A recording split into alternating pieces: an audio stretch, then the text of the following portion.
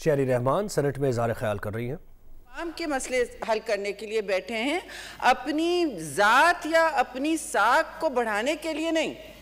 लोग इस वक्त जिस मुश्किल में हैं चेयरमैन साहब, उसके हवाले से मैं इतना कहूँगी कि किसी पाकिस्तान की मार्शल लॉ रेजीम्स को मासिवा किसी हुकूमत ने इस किस्म का विक्टिमाइजेशन अपने मुखालफिन का और सियासी मुखालफिन का किसी ने नहीं किया है। आप क्या करते हैं? आप नैब की कल बात हुई है, नैब के केसेस 18 मिनिस्टर्स इनके हैं, 18 के 18 पीटीआई के मेंबर्स हैं जिन पर नैब के केस बने हुए हैं, लेकिन वो तो बिल्कुल खुली छूट में अपना काम से काम रखते हुए मुल्क के मसाइल बिल्कुल नज़रअंदाज करके काम किए जा रहे हैं। पता नहीं किस चीज़ पे काम हो रहा है चेयरमैन साहब, पता नहीं ये गवर्नमेंट किस चीज़ पे काम कर रही है। 18 इनके मिनिस्टर्स पर नैब इंक्वायरीज हुई हैं, लेकिन उनको कोई 90 डे रिमांड नहीं दी जा रही, उनको कोई उठा के हथकड़ियों लगा के रातों रात नहीं उठाया जा रहा। यहाँ तो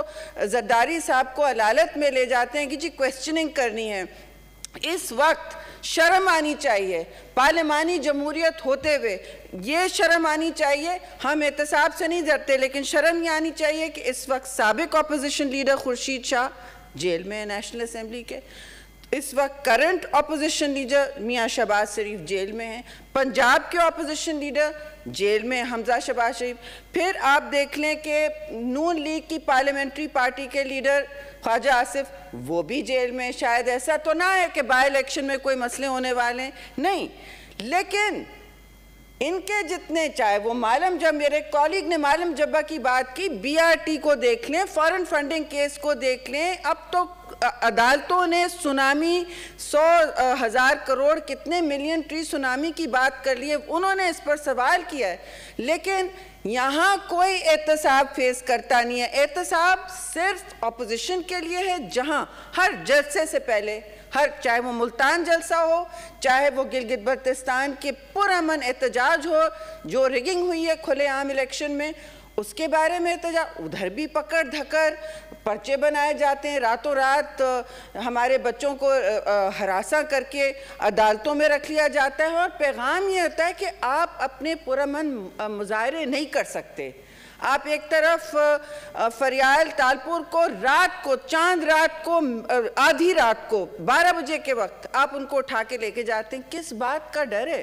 कौन किस मुल्क से भाग के जा रहा है? आप मरियम नवाज शरीफ को बुखार में वो बता रही थी जिस तरह लेके जाते हैं, किस बात का डर है? कौन इस मुल्क से भाग रहा है? कौन आपके सवालों से पीछे हट रहा है? सवालों का जवाब देना कम अज़ कम इस ऑपोजिशन को अच्छी तरह आता है, और ये सवाल जो इनसे होंगे, इस हुकूमत से जो सवाल होंगे ना, ये ऐसे होंगे कि ये बिल्कुल मुंह मोड़ के देख नहीं सकेंगे, और वही करो जो तुम बर्दाश्त कर सकते हो।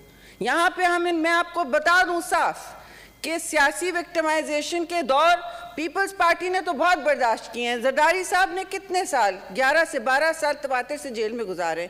आप इस वक्त कहाँ हैं? कौन पूछ रहा है कि यहाँ बलूचिस्तान में हम कश्मीर को बचाने की बात कर रहे हैं? ये हमारा अपना मसला है, पाकिस्तान की और पीपल्स पार्टी के लिए मसला है। मुझे बड़ा अफसोस हुआ, आज मुतनाज़ा किया, खारजा वजीर ने आके मुतनाज़ा किया इस मसले को।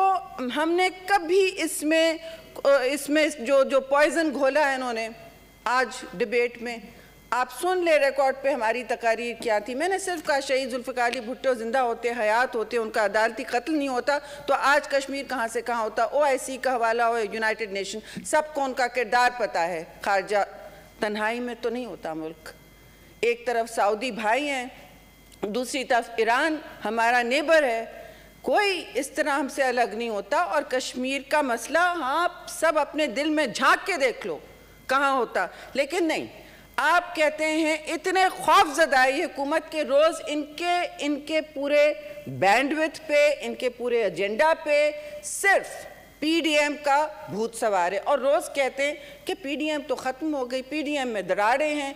तो फिर पकड़ धकड़ किस बात की? और दरारें जो हैं, अगर दरारें हैं तो आप चुप बैठे ना, आपको क्या मसला है? क्योंकि दरारें नहीं हैं, ये बड़ी पार्टियां हैं, 10-11 पार्टियां हैं जिनके अपने अपने मंशूर हैं, जिनके अपने अपने एजेंडा हैं, और इन्होंने और हम सब ने मिल के एक पूरा एजेंडा बनाया है जिसमें इनकी जवाबदेही तो पक्की है। और जवाबदेही का मतलब हम सियासी इंतकाम में यकीन नहीं करते। पीपल्स पार्टी का तो पहला काम था, हमारी हुकूमत का पहला काम था और आखिरी हर्फ यह था कि हम कोई सियासी कैदी नहीं रखेंगे। पाकिस्तान में पाकिस्तान पीपल्स पार्टी ने जरदारी साहब के कहने पर कहा कि मेरे दौर में ये इंसानी हुकूक का दौर होगा, कोई सियासी, हम शुरुआत इससे करेंगे कि कोई सियासी कैदी ना हो। फिर हम देखेंगे कि हमारी अक़लियतों के क्या, फिर वो आपने माइनॉरिटीज़ दे देखा। मैंने नहीं कहा कि हमने कुछ काम मुकम्मल किया, लेकिन जमहूरियत एक सफ़र होता है चेयरमैन साहब, जो पाकिस्तान पीपल्स पार्टी की हर हुकूमत शुरू करती है। आप इस वक्त महंगाई की बात कर रहे हैं, क्या तोहफा दे रहे हैं लोगों को महंगाई का? जो कोविड में सारी दुनिया, सारी बेहिस हुकूमतें जो हैं, राइट विंग हुकूमतें लोगों को रिलीफ दे रही हैं, अवाम को रिलीफ दे रही हैं। यहाँ नए साल का तोहफा क्या है आपको? नए साल का तोहफा पेट्रोल प्राइसेस, गैस प्राइसेस में इजाफा, आप सुर्खियाँ पढ़ें। यहाँ एक मेरी फाजिल कॉलीग ने बड़ी उन्होंने तफसील से बात की कि क्या कीमतें हो गई हैं। कीमतें अब ऐसी हो गई हैं, इन्फ्लेशन और अफरात ज़र ख़ास तौर से फूड आइटम्स का, लेकिन आपकी हुकूमत को कोई परेशानी नहीं है। उनको सिवाय पकड़ धकड़ और अपोजिशन को दीवार से लगाने का और कोई के अलावा कोई मंसूबा नहीं है कि 60% पाकिस्तान इस वक्त फूड इनसिक्योर हो रहा है। मुझे इस तकरीर के लिए प्रेपरेशन ही नहीं करनी पड़ी, क्योंकि सारी बातें हमारे जहन में, हमारे मुँह पर रहती हैं। ये बातें हम देखते हैं सूरत हाल, और हमें पता है अवाम किस मरहले से और किस कश्मकश से गुजर रही है। लेकिन इनका कोई, इनके ना कान पे जूं रेंगती है, ना ये रात को आराम से नींद सोते हैं। ये पता नहीं क्या खा पी के सोते हैं कि जी हमें कोई मसला नहीं है, हम बस ऑपोजिशन। सेनेट इजलास में शहरी रहमान इज़हार ख्याल कर रही हैं।